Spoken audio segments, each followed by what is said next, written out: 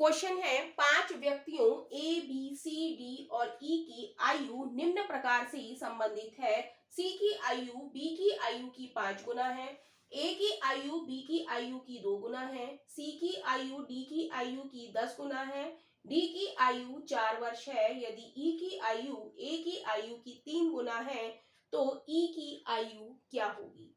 तो सबसे पहले हम लिख लेंगे ए बी सी डी और ई।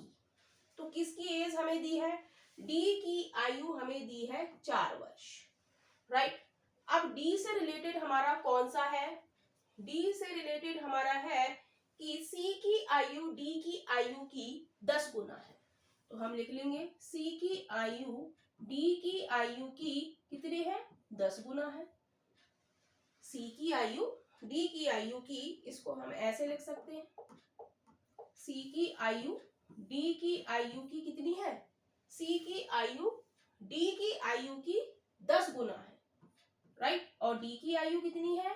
डी की आयु है 4 क्रॉस 10 यानी कि 40। तो सी की आयु कितनी हो गई हमारी? 40। तो सी की जगह हम लिख देंगे 40, राइट। फिर सी की आयु बी की आयु की 5 गुना है। सी की आयु बी की आयु की 5 गुना है। तो सी की आयु हम निकाल चुके हैं 40। तो यहां से बी की आयु निकल आएगी, 5 से काटेंगे, 5 अट्ठे 40 यानी कि बी की आयु कितनी आ गई? 8। तो बी की हम लिख लेंगे 8, राइट। अब ए की आयु कह रहा है, ए की आयु बी की आयु की 2 गुना है। ए की आयु बी की आयु की कितनी है? 2 गुना।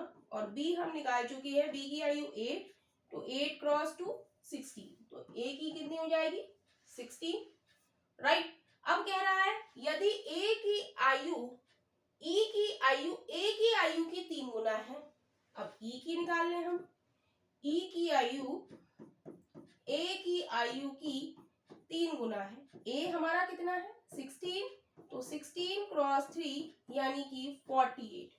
तो ई की आयु कितनी हो गई? 48। तो यही इस क्वेश्चन का आंसर है, यानी कि option B is right option हो जाएगा। Option B is right.